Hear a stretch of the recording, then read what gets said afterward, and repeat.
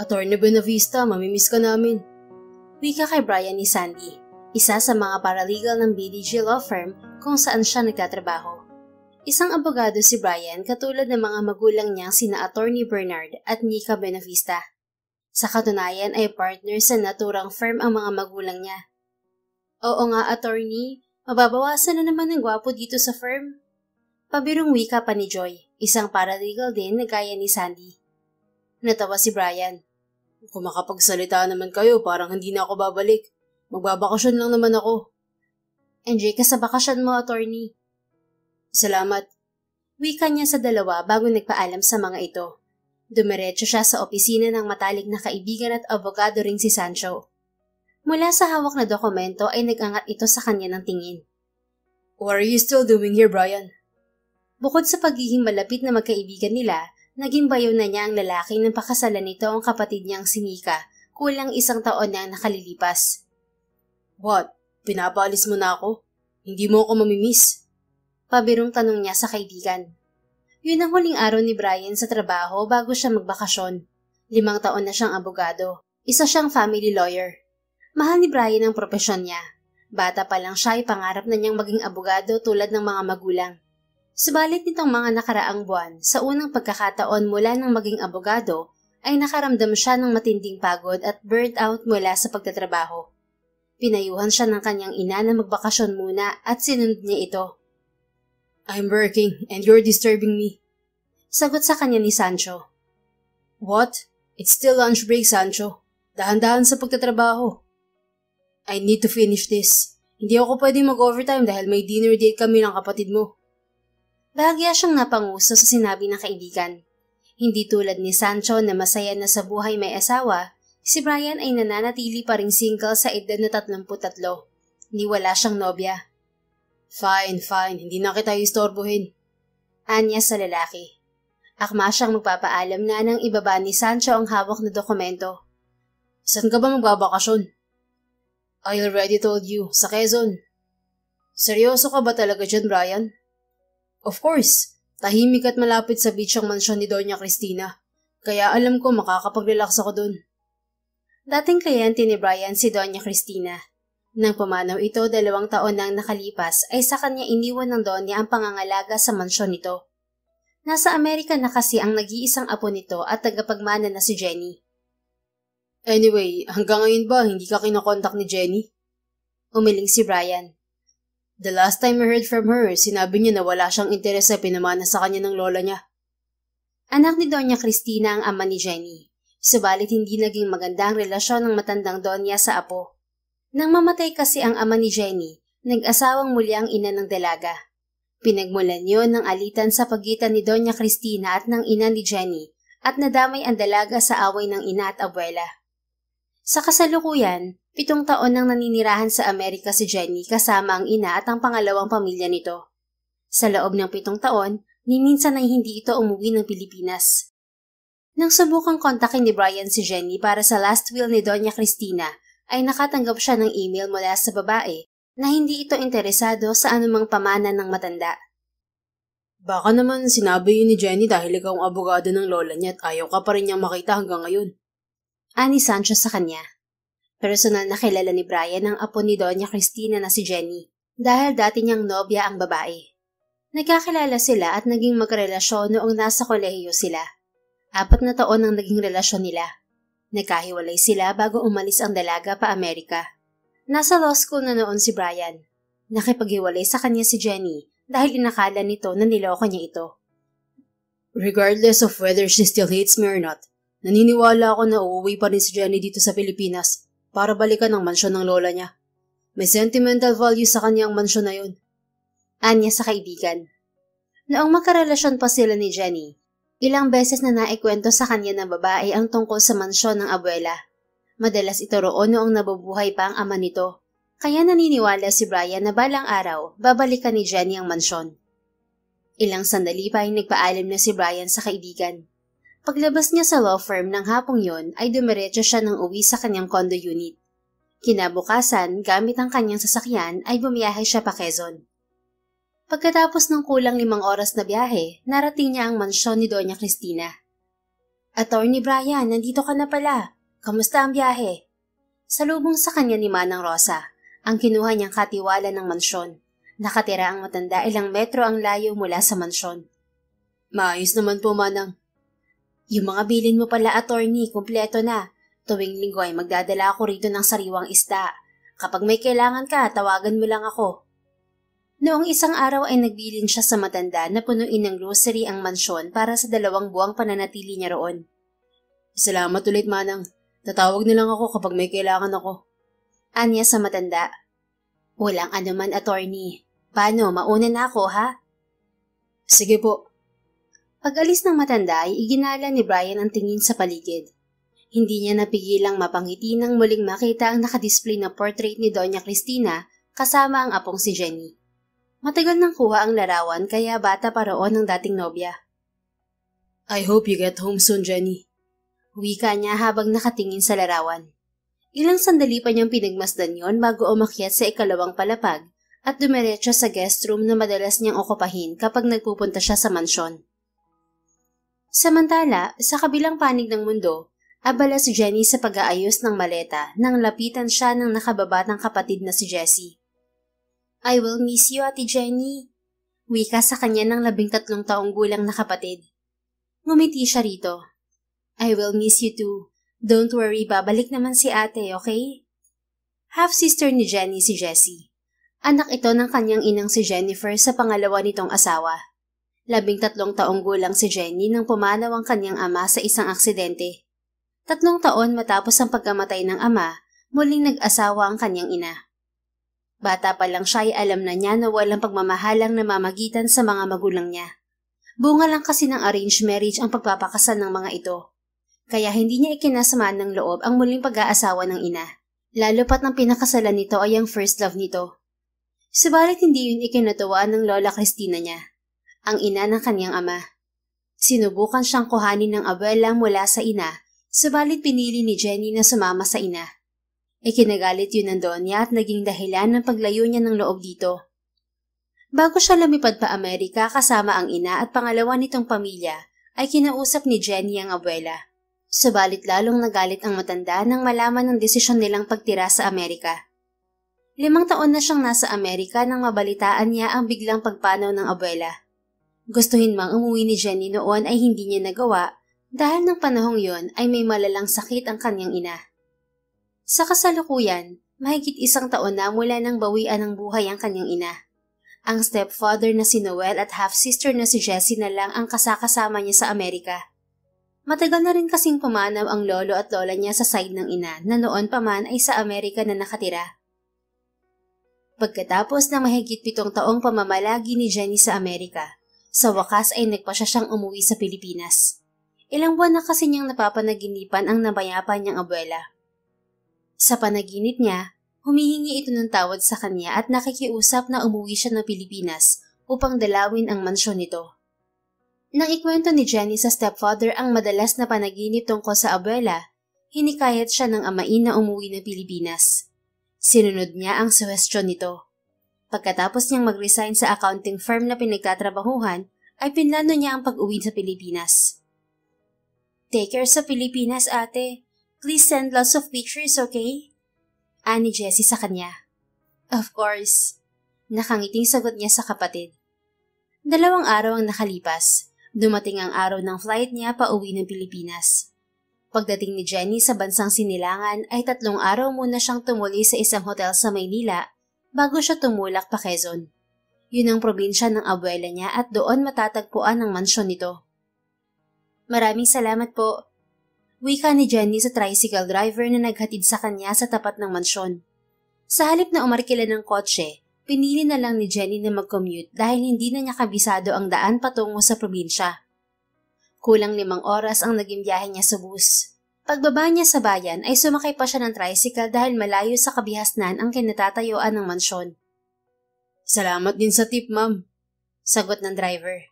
Dala ang maleta ay pumasok si Jenny sa malaking gate ng mansyon. 2 taon na mula nang pumanaw ang kanyang abuela, kaya hindi niya sigurado kung may katiwala pang nagmiminti na doon. Kung sakaling hindi siya pwedeng tumuloy sa mansyon, ay sa mga inn at resort na malapit doon magpapalipas ng gabi si Jenny.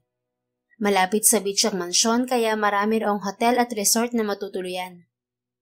Napansin ni Jenny na malinis ang paligid. Hindi rin nakalak ang pinto. Pagpasok niya ay agad tumambad sa kanya ang malinis na kabahayan. "Tao po, hello?" Wika ni Jenny habang patuloy na iginagala ang tingin sa paligid. Walang sumagot sa kanya. Natigilan siya nang makarinig ng musika mula sa ikalawang palapag ng mansyon. Pamilyar ang tumutugtog na kanta dahil yun ang paboritong love song ng lola niya. "Sinong nagpapatugtog sa taas?" Tanong ni Jenny sa sarili. Upang masagot ng sariling tanong, umakyat siya sa ikalawang palapag. Napaawang ang mga labi niya nang mapagtanto na galing sa nakabukas na master's bedroom ang musika. "Don't tell me, nagpaparamdam si Lola. Wala namang ibang gumagamit ng master's bedroom kundi siya lang." Wika ni Jenny sa isip kasabay ng pagtaas ng balahibo. Sa kabila ng kabang nararamdaman, maingat na pumasok siya sa nakabukas na silid ng napayapang abuela. Sa isang bahagi ng silid ay naroon ang vinyl record na siyang pinagmumula ng musika. "Lola, nandito ka ba? Ito ba ang pa-welcome mo sa akin?" Mahinang sambit ni Jenny sa kawalan. Napasinghap siya nang bukod sa musika, nakarinig siya ng lagaslas ng tubig mula sa banyo ng silid. "Lola, ikaw ba yan?" Muling sambit ni Jenny. Napalunok siya nang walang sumagot sa kanya. "Of course. Paano ako sasagutin ni Lola? Patay na yung tao." Anya sa sarili. Akma siyang lalapit sa tumutugtog na record nang biglang nawala ang tunog ng lagaslas ng tubig. Kasunod niyon ay biglang bumukas ang banyo. Nanlaki ang mga mata niya nang isang pamilyar na lalaki ang nakatapis ng tuwalya ang bumungad sa kanya. Sa labis na pagkabigla ay napaupo siya sa malaking kama. "Jenny?" Nabigla at tila hindi makapaniwalang gagad ni Brian sa kanya. Brian? Anong ginagawa mo dito?" Balik tanong niya sa lalaking kaharap.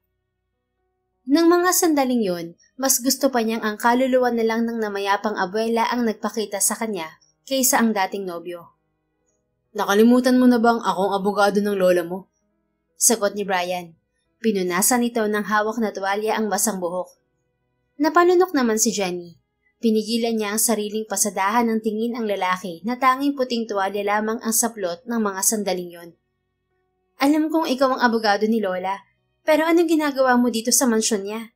Lalong-lalo na dito sa kwarto niya." Sikmat ni Jenny sa kaharap. "I'm staying here at this mansion. Nagkataong sira ang shower sa guest room kaya dito ako naligo sa master's bedroom." Napaawang ang mga labi niya. "At bakit dito ka tumutuloy sa mansyon ni Lola?" "I know you're confused, Jenny. We have a lot to discuss. Just let me get dressed first, okay? Hindi mo naman siguro ako gustong kausapin habang tuwalya lang ang suot ko." Nag-init ang mga pisngi ni Jenny nang wala sa sariling mapadako ang mga mata sa hantad na katawan ng lalaki. "Bilisan mo magbihis, dun kita hihintayin sa sala." Bago pa ito makasagot ay lumabas na siya ng silid at bumaba sa unang palapag. Habang nakaupo sa sofa at naghihintay kay Brian, ay hindi pa rin makapaniwala si Jenny sa nangyari.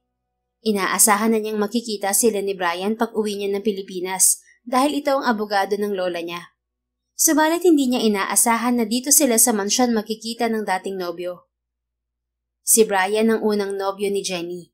4 na taon ang naging relasyon nila ng lalaki. Nakipaghiwalay siya rito noong nasa law school ito. Nahuli niya kasi ang lalaki na may ibang babae.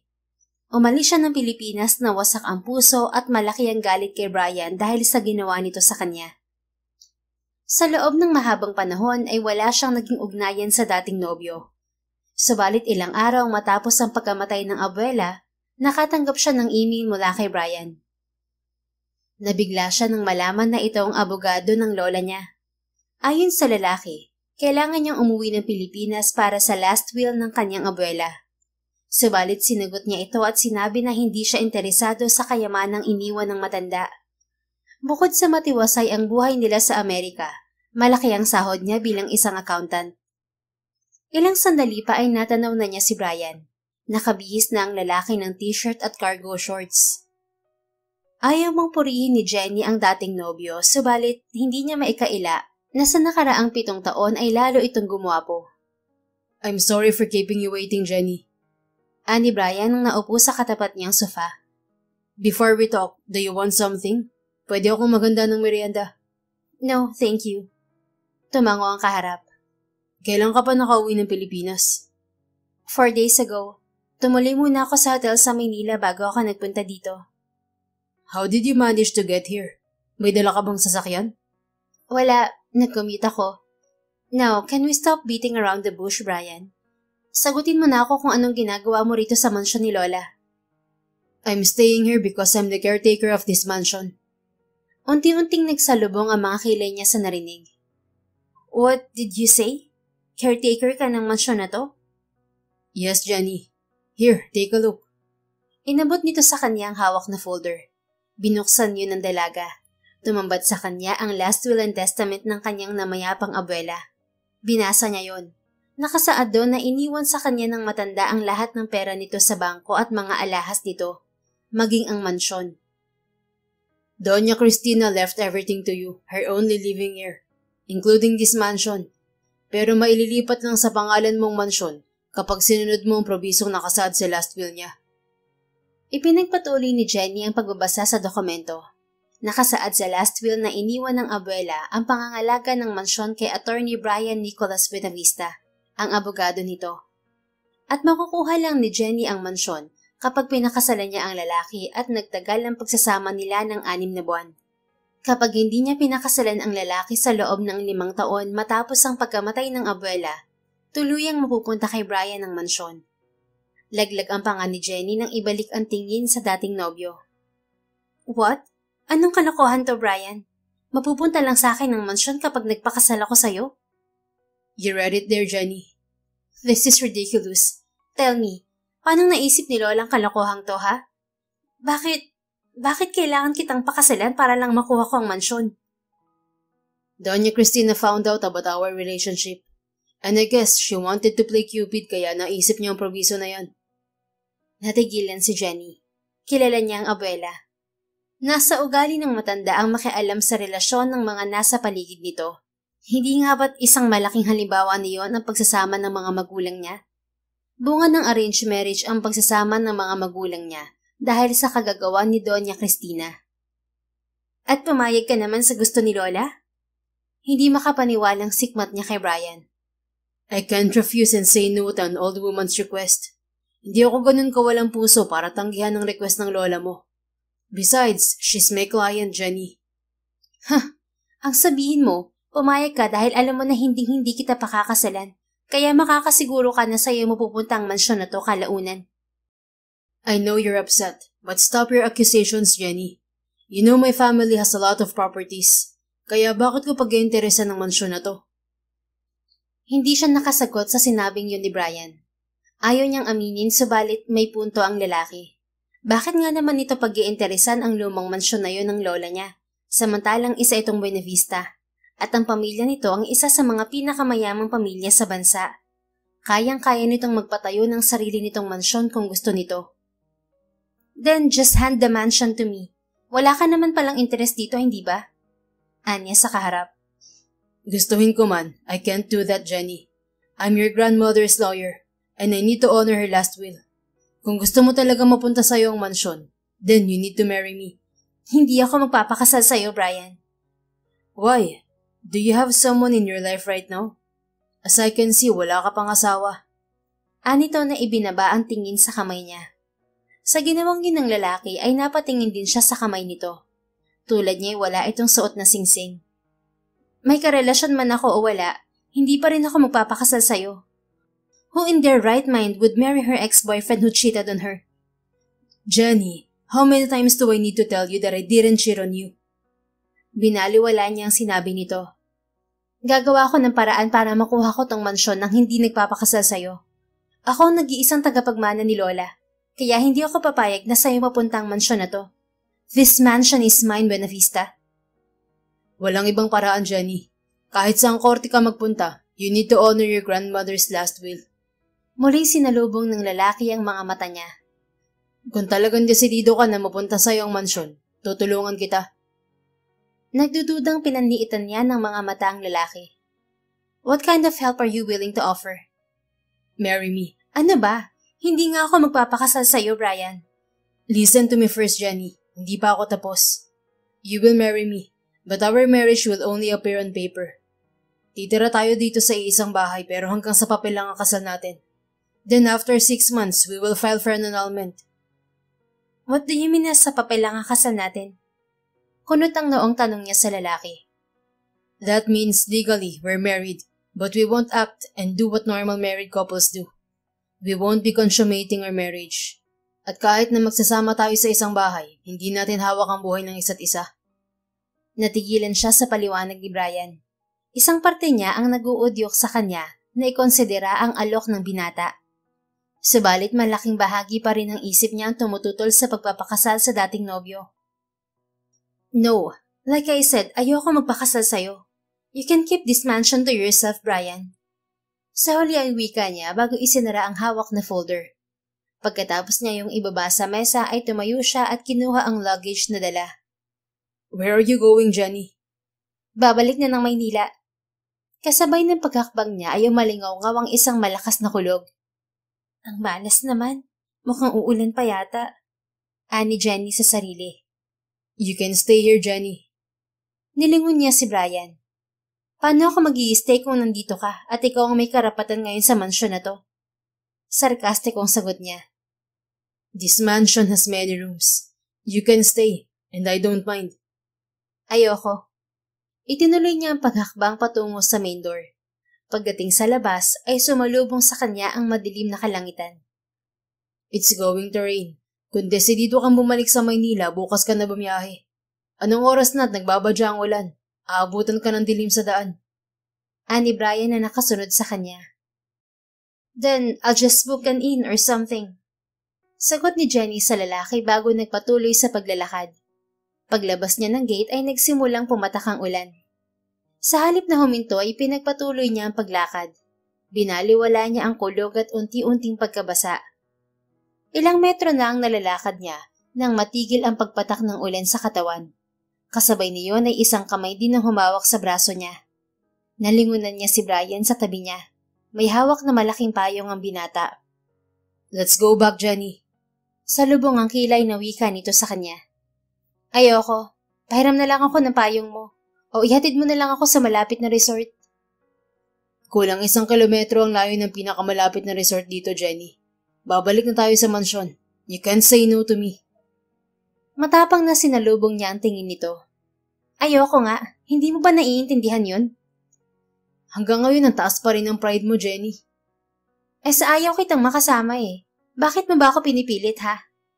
Because it's not safe for you to go back to Manila at this hour and weather. Ikaw, bakit ayaw mo ako makasama?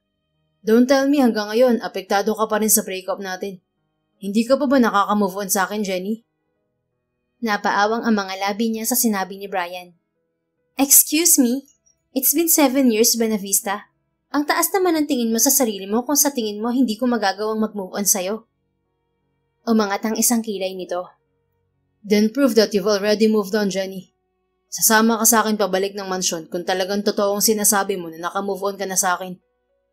Gusto niyang kumontra at patuloy na magmatigas. Subalit sa huli ay napilitan siyang tumango. Fine, but you have to let go of my arm. Hindi mo ako kailangang hawakan para sumama sa iyo pabalik. Pinakawalan nito ang braso niya at kinuha mula sa kanya ang bagahe. Let's go. Nagpatianod si Jenny kay Brian. Hindi niya iniimikan ng lalaking habang naglalakad sila pabalik sa mansyon. Sa katunayan, gusto pa niyang palakihin ang distansya nila. Subalit ayaw naman niyang mabasa lalo't dumalakas na ang ulan. Bigla ay nagbalik kay Jenny ang isang parte ng nakaraan nila ni Brian. Umuulan din noong una silang magkakilala ng dating nobyo. Naglalakad siya palabas ng universidad na makisukob sa hawak niyang payong si Brian. Pagkatapos ng araw na yon, naging magkaibigan sila ng lalaki. Hanggang sa kalaunan ay naging magnobyo sila. Ano ba, Jenny? Stop thinking about the past. Kastigo ng dalaga sa sarili. Go upstairs and take a shower. Baka magkasakit ka sa pagpapaulan mo. Baling sa kanya ni Brian pagdating nila sa mansyon. Sa halip na sumagot, binawi niya mula rito ang maleta at tumiretso ng akyat sa ikalawang palapag. Nagtungo siya sa master's bedroom. Pagkatapos mag-shower at magbihis, ay sumilip siya sa veranda ng silid. Lalong lumakas ang buhos ng ulan at tuluyan ng kinain ng dilim ang langit. I guess I really have no choice but to stay here for tonight. Napabuntong hining ang wika ni Jenny sa sarili. Pinasadahan niya ng tingin ng silid ng namayapang abuela. Seriously, Lola? Gusto mo akong ipakasal kay Brian para lang makuha ko ang mansyon na to? Alam mo bang sinaktan ako ng lalaking yun? Anya sa kawalan. Ilang sandali siyang nanatili sa silid bago nagpa siyang bumaba. Pagdating niya sa kusina ay natigilan siya nang abutan doon si Brian. Gumawa ako ng kape. Here, drink some. Nito bago inilapag sa mesa ang isang tasa. Natigilan siya sa gesture ng lalaki. Mahilig si Jenny sa kape. Kapag umuulan ng malakas ay gusto niyang nagkakape. Thanks. Tipid na sagot niya bago umuko pa ng bakanteng upuan. Nagangat siya ng kilay nang mapansin na natigilan si Brian. What? Anong tinitingin-tingin mo dyan? Nag-thank you ka. Of course. I'm a decent human being, Brian. Marunong ako magpasalamat. Anya bago dinala ang tasa ng kape sa bibig. Alam niyang wala siyang choice kundi magstay ng isang gabi sa mansyon kasama ang binata, kaya alam niyang kailangan niya itong pakisamahan. Tipid nang umiti si Brian bago naupo paharap sa kanya. Kung gusto mong bumalik sa Maynila, hindi kita pipigilan, Jenny. But do it tomorrow. Dito ka na magpalipas ng gabi. You can take the master's bedroom or any other room you want. Malinis ang lahat ng iyan dahil may katiwala akong kinuha. Siya nag-aalaga sa mansyon dahil madalas ako sa Maynila. Iginala niya ang tingin sa kabuuan ng malaking kusina. Nasaan ang katiwala mong kinuha? Bakit walang ibang tao rito? Hindi dito nakatira si Manang Rosa. Nagpupunta lang siya dito isang beses sa isang linggo para linisin ang mansyon. She just lives a few meters away from here anyway.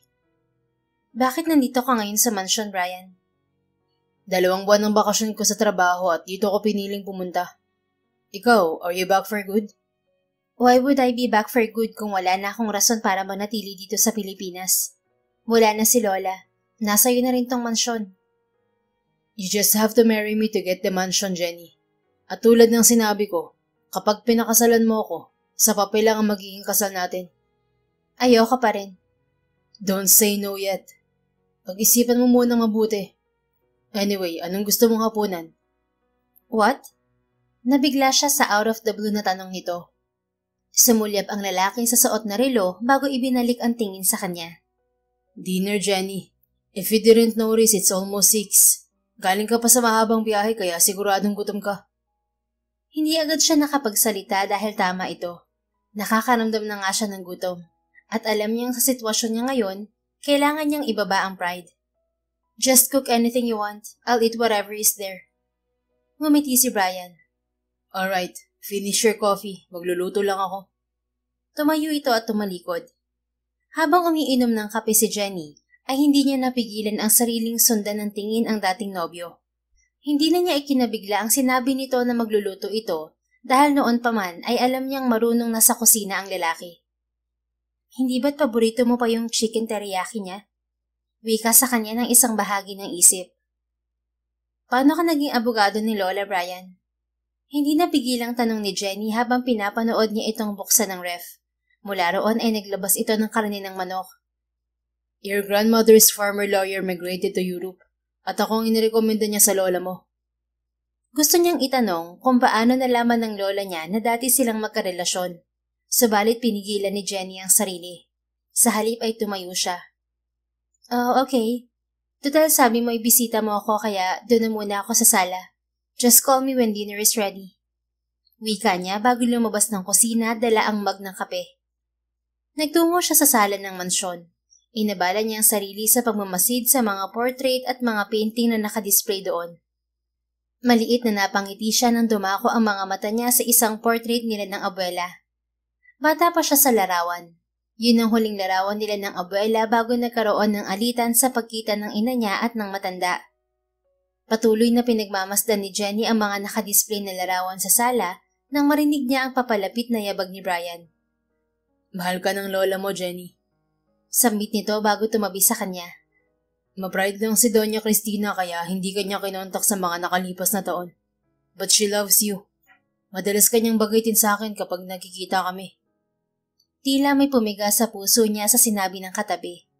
Bumalik sa kanya mga alaala niya kasamang matanda noong bata pa siya. Madalas kayong makita ni Lola?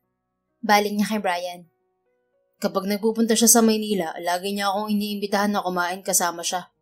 Ilang beses niya rin akong inimbitahan dito sa mansyon. Your grandmother is more than just a client to me, Jenny. Sa loob ng 5 taon na naging abogado niya ako, parang pamilya na ang turing ko sa kanya. Sumulyap ito sa larawan bago ibinalik ang tingin sa kanya. Bakit hindi ka umuwi nung namatay ang lola mo? I wanted to, pero nagkasakit si Mommy. Nung nalaman ko na namatay si Lola, nasa ospital si Mommy, at malubha ang sakit niya. Anong naging sakit ng mami mo? Kunot ang noong tanong ni Brian, bakas ang pagkabigla sa muka. Humugot siya ng malalim na hininga. Breast cancer. Mahigit 1 taon na rin ang nakakalipas mula nang bawiin siya sa amin. I'm sorry. I didn't know, Jenny. It's fine. It's already been more than a year. Anyway, bakit nandito ka? Tapos na ba yung niluluto mo? Tumikim ito bago tumango. Yes. Come on, let's eat. Nagpatianod siya kay Brian pabalik sa kusina. Pagdating roon ay nakita niyang nakahanda na rin ang mesa. Natigilan siya nang makitang chicken teriyaki ang niluto ng dating nobyo. Sit down, let's eat. Marahang utos ni Brian sa kanya. Tahimik siyang naupo at hindi na nagkomento sa choice ng ulam na niluto nito. Kung ganun, ang stepfather at ang kapatid mo na lang ang kasama mo sa US? Tanong ni Brian nang abutan siya nito ng bandihado ng kanin. Tumango siya rito bago nagpasalamat. How was Jessie? She was just 6 years old nung umalis kayo ng Pilipinas. I bet dalaga na siya ngayon. Anang binata. High school na siya. Hindi inaasahan ni Jenny na hanggang ngayon ay natatandaan pa rin ng lalaki ang pangalan ng kapatid niya. Naaalala niya noon. Madalas nitong bigyan ng chocolate si Jessie kapag bumibisita ang lalaki sa bahay nila. Habang kumakain ay pasimpleng pinagmasdan niya ang kaharap. Naka-move on na siya sa naging relasyon nila ni Brian. Subalit muling bumalik ang galit niya sa lalaki nang malaman niya na dito iniwan at ipinagkatiwala ng lola niya ang mansyon. Why are you looking at me like that? Hindi ba masarap ang luto ko? Tanong sa kanya ni Brian.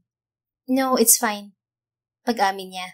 Walang pagbabago ang lasa ng luto nito sa nakaraan, kaya hindi niya pwedeng itanggi na hindi niya yung nagustuhan. Gusto ko lang magpasalamat sa'yo, dahil hindi lang isang kliyente ang naging turing mo kay Lola. Pagpapatuloy niya. Matapos na mga sinabi sa kanya ni Brian, bigla niyang napagtanto kung bakit nagawa ng abuela ang probisong nakasaad sa last will nito. Sa kabila kasi ng ginawang panluloko sa kanya ni Brian, hindi niya maitatanggi na sa loob ng 4 na taong relasyon nila ay naging napakabuti sa kanya ng lalaki. Bukod sa maalaga ito at maalalahanin, close rin si Brian sa mommy at kapatid niya.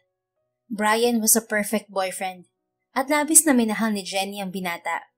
Kaya naman labis ding ikinawasak ng puso niya nang mahuli niya itong may kahalikang ibang babae. You don't have to thank me for that, Jenny. Doña Cristina was a graceful woman. I genuinely enjoy each time I spend with her. She reminded me of my own grandmother. Marahang ngumiti si Brian bago nagsimulang magkwento tungkol sa kanyang abuela. Tahimik na nakinig si Jenny sa lalaki hanggang sa matapos sila sa pagkain. You go upstairs. Ako nang bahala dito sa ligpitin. Where are you staying? Sa master's bedroom ba? Ani Brian sa kanya nang tumayo siya mula sa hapag. Oo, at wag kang magtangka na gawan ako ng masama. Nag-aral ako ng self-defense sa US. Pagbabanta ni Jenny sa binata kahit na panatag siya na hindi siya pagtatangka ang gawa ng masama ng lalaki. Sa loob ng 4 na taong relasyon nila ay nirespeto siya ni Brian. Alam niyang gentleman ito. You know I won't do that, Jenny. I promise you, you're safe with me. Sagot ng binata. Good. Tanging wika niya bago tinalikuran ng lalaki. Subalit bago siya lumabas ng kusina ay muli siyang bumaling kay Brian. Can I ask you something? What is it, Jenny? Tumighim siya. Ni minsan ba habang nandito ka, hindi nagparamdam sa'yo si Lola? Hindi naman. Wait, don't tell me takot kang matulog ditong mag-isa. Hindi ko alam na naniniwala ka pala sa multo, Jenny. May aliw sa tinig ng wika nito. Nagsalubong ang mga kilay niya. Hindi ako takot. I'm just asking, Brian. Don't worry, wala ring multo dito sa mansyon. You're safe here. Kapag may kailangan ka, just knock on my door. Nasa tabi lang ng master's bedroom ang kwarto ko. And about my offer, please think about it. You're the rightful owner of this mansion. Gusto kong mapunta sa iyong mansyon na to. Fine, pag-iisipan ko. Sagot niya bago tuluyang iwan ng lalaki. Dumiretso si Jenny sa master's bedroom. Pagod siya sa biyahe, subalit hindi siya agad nakatulog. Habang nakahiga sa kama ay laman ang isip niya ang offer ni Brian. Hanggang sa dalawin siya ng antok ay hindi siya nakapagdesisyon kung tatanggapin ang tulong ng dating nobyo. Kinabukasan, pasado 7:00 na nang magising si Jenny. Nagayos siya bago lumabas ng silid. Naabutan niya sa kusina si Brian. Kasalukuyang inilalapag nito ang bandehado ng sinangag sa mesa. Good morning. How was your sleep, Jenny? Bati nito sa kanya. Okay naman. Tipid na sagot niya. Ngumiti ito. Come on, let's eat. Sakto, nakapagluto na ako. Gumawa na rin ako ng kape. Ibinaling niya ang tingin sa mesa. Ganito ka talaga karami magluto? Sa tansyan niya ay 5 tao ang almusal na inihanda nito. Hindi naman. You're here so I prepared more than I usually cook in the morning. Nag-isip kong magluto ng marami dahil baka na-miss mo ang Pinoy na almusal. You know, the usual sinangag, beef tapa, and itlog. Nagluluto rin naman kami ng ganyan sa States, Brian. Mahilig si Tito Noel sa fried rice. Anya na ang tinutukoy ay ang stepfather. Really? That's good to know. Naupo siya sa hapag. Ilang sandali pa ay nagsimula silang mag-almusal ni Brian. Babalik ka na ba sa Maynila? Tanong ng binata. Hindi pa. Pupunta ako sa sementeryo. Balak niyang bisitahin ng muselyo ng mga Santiago kung saan siguradong naroon ang puntod ng namayapang abuela. Kagabi ay muli niyang napanaginipan ng lola niya. Tulad ng mga nakaraang panaginip niya, nakikiusap sa kanyang abuela na alagaan niya ang mansyon. Alam mo ba kung paano pumunta ron? Tanong niya kay Brian. Hindi na kabisado ni Jenny ang daan patungo sa Memorial Park kung saan matatagpuan ang muselyo ng mga Santiago. Tumango si Brian. Pagkatapos natin kumain, sasamahan kita. Salamat. Pagkatapos nilang mag-almusal ay nag-ayos na si Jenny. Isang oras pa ang nakalipas, pagbaba niya mula sa silid ay naabutan niyang naghihintay na si Brian sa sala. Ready ka na? Tanong nito. Tipid na tumango si Jenny sa dating nobyo. Sumunod siya sa binata palabas ng mansyon. Tumambad sa dalaga ang isang sasakyan paglabas nila.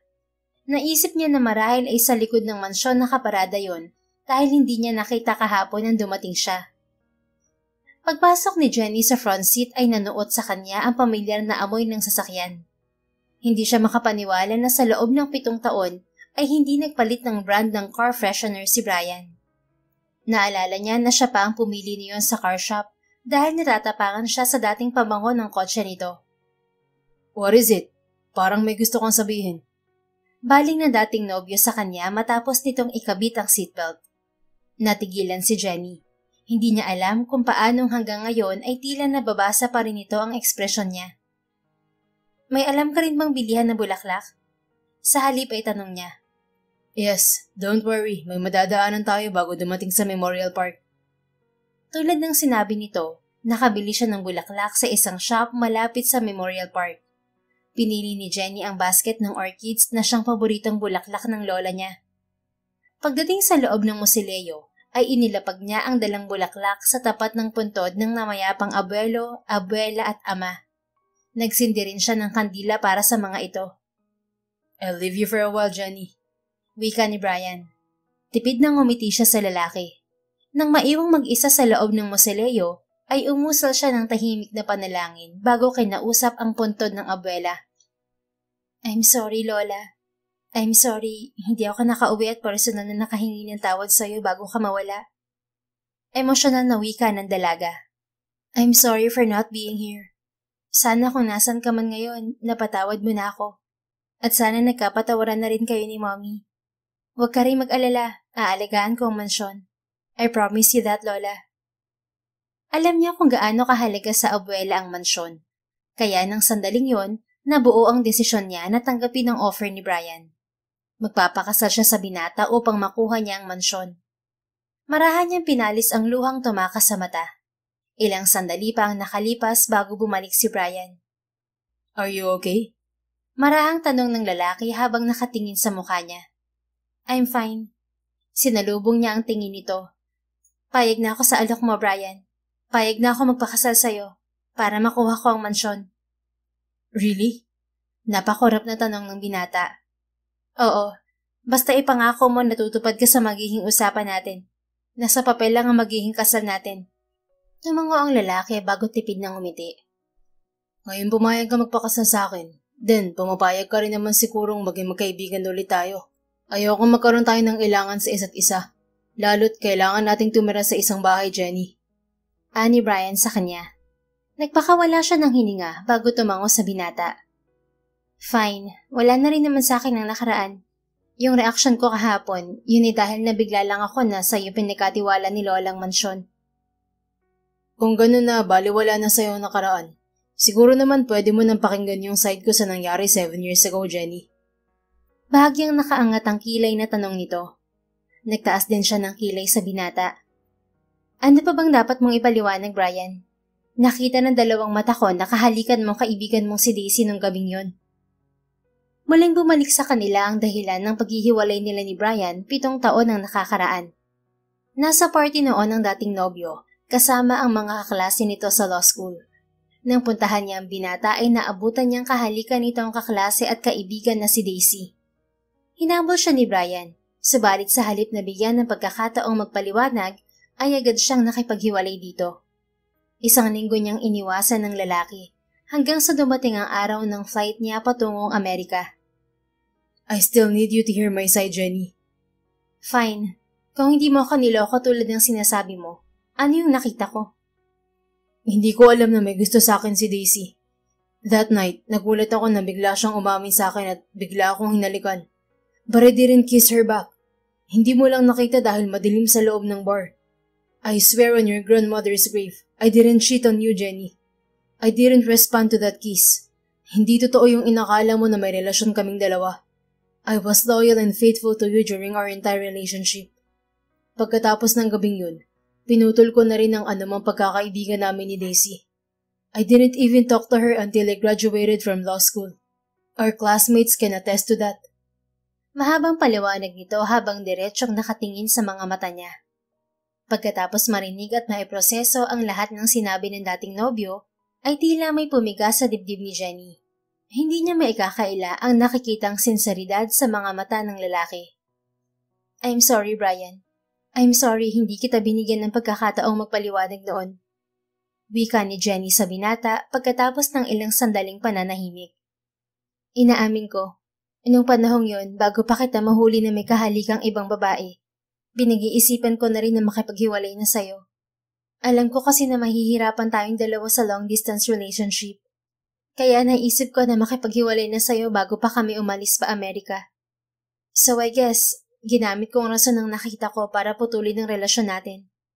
Kaya hindi kita binigyan ng pagkakataong magpaliwanag sa akin. Dahil pinaniwala ko agad ang sarili ko na niloko mo nga ako. Napaawang ang mga labi ng binata sa sinabi niya. Kung sinabi mo sa akin ng bagay na yan noon, hindi ako papayag na maghiwalay tayo, Jenny. I don't care if you're in the other side of the world. I would fly every free time I have just to see you. Pagkak siyang natawa, kasabay ng muling pag-angat ng kilay. You're saying as if hindi ka law student ng mga panahong yun, Brian. I know how busy you are with your studies back then. And you should also know that I can always make time when it comes to you. Wika nito habang diretsyong nakatingin sa mga mata niya. Bumuntong hininga siya bago maliit nang umiti sa binata. Well, it was already in the past.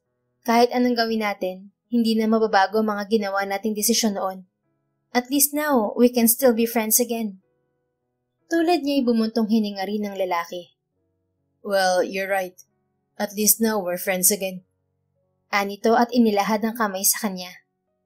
Sa harap ng puntod ng kanyang namayapang abuela, ay tinanggap niya ang kamay nito na tanda ng pagiging magkaibigan nilang muli. Ilang sandali pa silang nagtagal sa sementeryo bago nagpa siyang umuwi.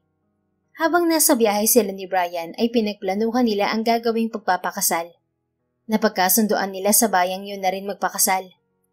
Sa sumunod na mga araw ay inasikaso nila ang mga dokumento at requirements para sa kanilang kasal. Dahil sa mga koneksyon ni Brian ay mabilis na naiproseso ang mga papel nila. 3 araw ang nakalipas, nagtungo sila ni Brian sa munisipyo para sa kanilang kasal. Dahil sa civil wedding lang ay mabilis ang naging seremonyan yon. Ang best friend ni Brian na si Sancho ang tanging dumalo sa kasal nila at nagsilbing witness. Congrats newlyweds! Bati sa kanilang mag-asawa ni Yasmin, ang sekretarya ni Mayor Carla, ang alkalde ng naturang bayan na siyang nagkasal sa kanila. Nako, sigurado na ang ganda at ang gwapo ng mga magiging anak nyo. Nakangising pagpapatuloy pa ng babae. Narinig niya mahinang tawa ni Brian sa tabi niya. Thank you, Miss Yasmin. Walang duda yun kasi maganda tong asawa ko. Napakorap si Jenny sa narinig, samantalang lalong umisi ang sekretarya. Gwapo ka rin naman, attorney. Parang yung asawa ko, kaso mas gwapo siya sa'yo. No offense. Sagot ng kaharap. Mahinang natawa si Jenny sa sinabi ng madaldal na sekretarya ng alkalde. Ilang sandali pa ay nagpaalam na ito sa kanila. Sandali rin siyang iniwan ni Brian nang tawagin ito ng alkalde. Congrats, Jenny! Bati sa kanya ni Sancho nang lapitan siya ng kaibigan ni Brian. Ngayon lang niya personal na nakaharap ang lalaki, subalit matagal na niya itong kilala. Noong magnobyo pa sila ni Brian ay madalas na ikwento nito sa kanya ang kababata at best friend na si Sancho na noon ay nasa New York. Thank you, Sancho. Also, thank you for not telling Nikki about this. Anya na ang tinutukoy ay ang kapatid ni Brian na siyang asawa naman ni Sancho. Napagkasunduan kasi nila ni Brian na isikreto ang pagpapakasal nila. Total ay wala naman sila sa Maynila at maghihiwalay din kapag natapos ang probiso sa last will. For now, I agree not to tell Nikita. Pero malalaman din to ng asawa ko, Jenny. Anyway, I have to go back to Manila after this. Hindi ako pwedeng magpagabi ng uwi. Anito bago ngumiti sa kanya. Good luck sa pagsasama niyo ni Brian. Humayo sana kayo at magpakarami. Kinunutan niya ng noo ang lalaki. Alam mo naman na sa papel ang kasal namin ni Brian. Nakangiting nagkabit-balikat si Sancho. We will never know what will happen in the future, Jenny. Napailing na lang siya sa sinabi nito. Pagkatapos ng 6 na buwan, sigurado si Jenny na maghihiwalay sila ni Brian dahil yun ang nakasaad sa kasunduan nila. Gabi na nang bumiyahe sila ni Brian pauwi sa mansyon. Paglabas kasi ng munisipyo ay sa mall sila dumiretso. Doon na sila kumain.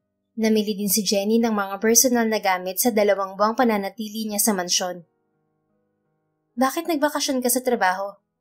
Tanong ni Jenny kay Brian habang nasa biyahe sila. Inabutan sila ng ulan sa daan.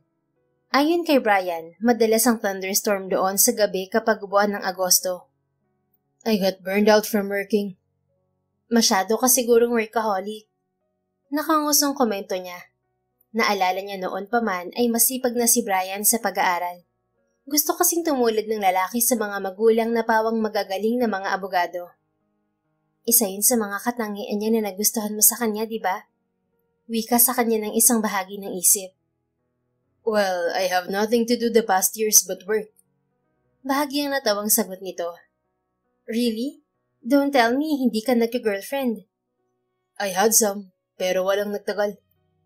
How about you? Ilan ang naging boyfriend mo sa US?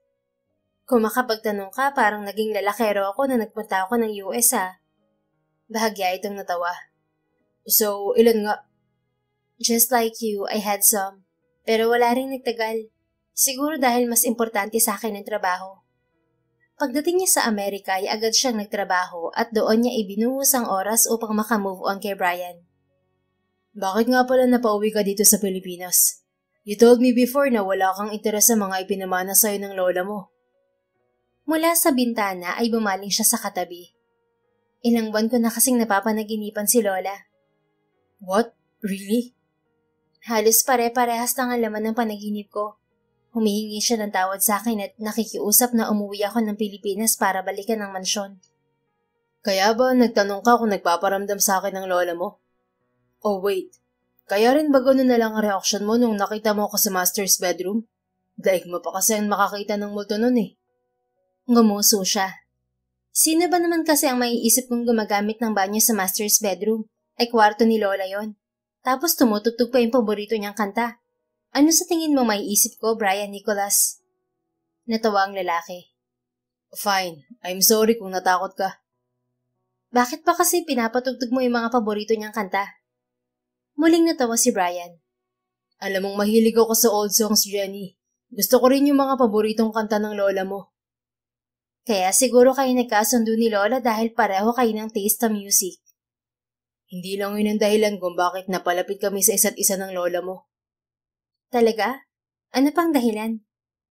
Secret. Why don't you make a guess?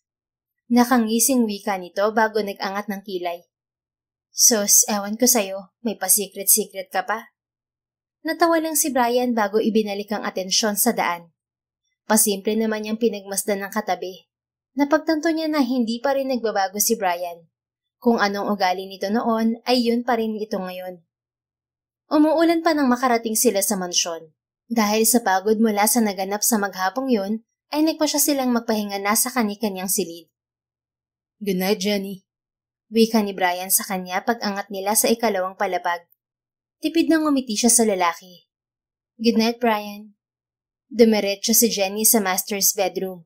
Subalit ilang minuto pa lang siyang nakahiga nang biglang dumilim ang buong paligid. Agad siyang bumangon at kinapa ang cellphone sa nightstand. Pagkatapos niyang buksan ang emergency light niyon, ay narinig niya ang boses ni Brian sa labas ng silid. Ayos ka lang, Jenny? Nag-aalalang tanong ni Brian nang pagbuksan niya ito ng pinto. May hawak na emergency lights ang lalaki. Bakit nawala ng ilaw? Brownout ba? Oo. Kapag malakas ang ulan, normal ang brownout dito. Hindi ko pa napapaayos ang generator nitong mansyon. Don't worry, meron naman ako emergency light at fan. I'll bring them here. Sandali siyang iniwan ng lalaki. Pagbalik nito ay dala nito ang mga gamit na sinabi. Here, pwede ka nang bumalik sa pagtulog. Anito pagkatapos nitong ikabit ang emergency light sa silid. Ikaw? Meron din ako sa kwarto ko, don't worry. Go to sleep now, alam kong pagod ka. Kinagat niya ang ibabang labi. Pwedeng dito ka muna, Brian. Kwentuhan muna tayo. Hindi ako makakatulog agad eh. Takot kang magparamdam ang lola mo, no? Inirapan niya ang lalaki. Shut up, Brian. Natatawang naupo ito sa dulong bahagi ng kama. Don't worry, nasa langit na ang lola mo. Hindi na yun magpaparamdam. Matulog ka na. Kwentuhan mo muna ako. Hindi napigil ang pagre-request niya. Naaalala niya noon na madalas siyang makatulog kapag makausap sila ni Brian sa telepono. Nakakapagpakalma kasi sa kanya ang boses nito. Alright, mahiga ka na muna saka kita kukwentuhan. I'll tell you about my epic bar exam. Epic? Hindi ba top-notcher ka? Tanong niya habang inaayos ang comforter. Patagilid na nahiga siya sa kama habang si Brian ay nanatiling nakaupo sa gilid niya. Wait, paano mo nalaman? Did you stalk me, ha, Jenny? May panunuksong tanong nito. Bahagyang nag-init ang mukha niya. Curious lang naman ako. Okay, sabi mo eh. Ano na, nasa na yung kwento mo? Ito na po, ma'am. Bahagyang natawang sagot nito bago sumeryoso. Muntik na kasi akong hindi makapag-exam nun. Nilalagnat ako nung araw ng bar exam. Pero pinilit kong pumunta sa testing center dahil ayokong masayang ang ilang buong pagre-review ko. Muntik ko na ngang hindi matapos yung first day ng exam eh. Tapos paglabas ko ng gate, nasuka ako. Nasukahan ko yung bulaklak na bigay ni mommy. What? Seryoso? May lagnat ka pero naging top 8 ka pa sa bar exam? Paano na lang kung wala kang lagnat nun? Baka nag-top 1 ka. You're praising me too much, Jenny. Hindi niya napigilang mapangiti nang mapansin ang bahagyang pamumula ng tenga nito. Tulad ng obserbasyon niya, wala pa rin itong pinagbago. Well, I've seen you in law school, Brian. Alam kong noon pa man magtatop ka sa bar at magiging magaling na abogado. Thank you. Kamusta pala ang parents mo? Tanong niya. Noong magnobyo sila ni Brian ay ipinakilala siya nito sa mga magulang nito at sa kapatid na si Nikita. They're doing great. Wala nang sakit ng ulo ni Dad dahil nag-asawa na si Nikki. Pabirong sagot nito. Bahagya siyang natawa. Naunahan ka pa ng kapatid mong lumagay sa tahimik? Pasaway man siya nung dalaga pero mukhang seryosong magpamilya. Wait, nakalimutan mo yata ang kasal na rin ako sa'yo ngayon, Jenny. Napanguso siya. Hindi siya makapaniwala na sa isang iglap ay asawa na niya ang dating nobyo. Sa papel lang naman yung kasal natin, Brian. Well, we're still married regardless. Fine. Anya sa lalaki. Ngumisi si Brian bago nagpatuloy sa pagkukwento. Inilahad nito ang mga kasong nahawakan nito. Sa gitna ng pagsasalita ng asawa ay nakatulog ang dalaga. Kinabukasan, nagising siya na mag-isa sa silid. Napansin niya na bumalik na rin ang kuryente. Pagbaba niya sa unang palapag ay naabutan niya si Brian sa kusina. Good morning, Jenny. Nakangiting wika ng lalaki. Morning, hindi ko na malaya na nakatulog na ako kagabi. Naaaliw na umangat ang kilay nito. Something never change, I guess. Effective pa rin na pampatulog mo yung boses ko. Thank you for last night. Nakangusong sambit niya. You're welcome, Jenny. Kamusta yung tulog mo? Napanaginipan mo ba ulit ang lola mo? Umiling siya. Diretso at mahimbing ang tulog niya kagabi. No, I didn't dream of her. Ikaw, anong oras ka nakatulog? Bumalik na rin ako sa kwarto nung nakatulog ka na. Nung nagasing ako ng 4:00, bumalik na ang kuryente. Ang aga mo pa rin talagang nagigising. Komento niya. Naalala niya noong nasa law school pa ito ay 5 oras lang ang madalas na itinutulog ng lalaki. I got used to it. Come on, kain na tayo, Mrs. Buenavista. Hindi niya napigilan ang pag-iinit ng pisngi nang tawagin siya nito sa apelido nito. Ikaw na lang lagi ang nagluluto, nakakahiya. Hayaan mo nga ako naman na magluto mamayang lunch. Anya sa gitna ng pagkain.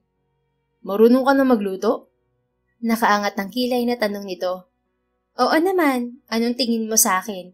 Hindi ako natutong magluto for the past 7 years. Kahit anong i-request mo, kaya kong iluto. May pagmamayabang na sagot niya. Sinigang na lapu-lapu sana. Kaya mo, Mrs. Oo naman, nagluluto ako ng sinigang sa US.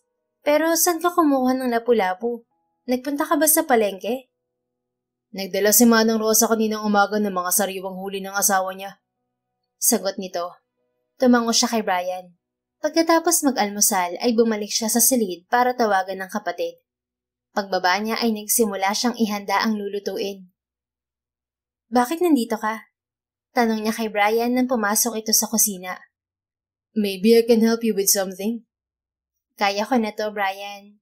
Ano, wala kang tiwala sa akin? Pabirong nag-angat siya ng kilay. Of course meron. Can I just stay here and watch? Bakit mo ko pananooring magluto? Hindi naman ako chef. Ngumisi ito. Ngayon lang kita makikitang magluto. Siyempre, curious ako. Fine, bahala ka. Sagot niya kahit ang totoo ay nakakonscious siya sa presensya nito. Habang naghihiwa siya ng mga sahog na gulay ay biglang tumayo si Brian at lumapit sa kanya. Stop there for a minute, Jenny. Ha? Bakit? Mali ba tong hiwa ko ng labanos? Hindi, yung buhok mo nakaka-istorbo sa'yo. Doon niya napagtanto na maluwag ang pagkakatali ng buhok niya at ilang hibla niyon ang nakawala sa ponytail. Wait, oo nga. Teka, ayusin ko yung tali. Ako na para hindi ka maghugas ulit ng kamay. Wika ni Brian. Bago pa siya makakilos ay pumesto na ang lalaki sa likod niya. Kasunod niyon, naramdaman niya ang kamay nito sa buhok niya. Tila bumilis ang tibok ng puso ni Jenny nang suklayin nito ng mga daliri ang buhok niya bago yun pusurin. Bigla ay bumalik sa kanya ang nakaraan nila ni Brian. Dahil mahaba ang buhok niya, ay madalas yung sinusuklay ng lalaki at gustong-gusto niya yung ginagawa ng binata. There, okay na, Jenny. Napakorap siya nang marinig ang boses ni Brian. Salamat. Ipagpapatuloy ko na itong ginagawa ko. Pinilit niyang ikalma ang nagwawalang dibdib. Nagpasalamat siya na biglang may tumawag sa cellphone ng binata at pansamantala itong lumabas ng kusina. Pagbalik nito ay hinihintay na lang niyang maluto ang nakasalang na ulam sa kalan. May kliyente akong darating mamayang hapon. Magpapapirma ng dokumento. Imporma ni Brian. Akala ko ba nakabakasyon ka ngayon? Emergency daw eh. Hindi ko matanggihan. Sabi ko nandito ako sa Quezon. Pero pupuntahan daw ako ni Mrs. Madrigal dahil nasa Batangas lang siya. Tumabi ang binata sa kanya. Ikaw, kumusta yung niluluto mo? Tikman mo kung okay sa'yo. Inabutan niya ito ng kutsara. Kumutsara si Brian ng sabaw at tinikman yon. Kagat niya ang ibabang labi habang nakatingin sa binata. Hindi niya alam kung bakit kinakabahan siya sa komento nito. This is good, Jenny. Kuhang-kuha mo yung timpla na gusto ko. Talaga? Baka binubola mo lang ako Napangiting tanong niya. At kailan ba kita binola, Mrs. Benavista? Fine. I believe you. Kahit si Jessie rin naman gusto ang sinigang ko. See? Masarap ang sinigang mo. Ani Brian na kumindat pa sa kanya. Nag-init ang mga pisngi niya sa pagkindat nito. Napilitan tuloy siyang mag-iwas ng tingin.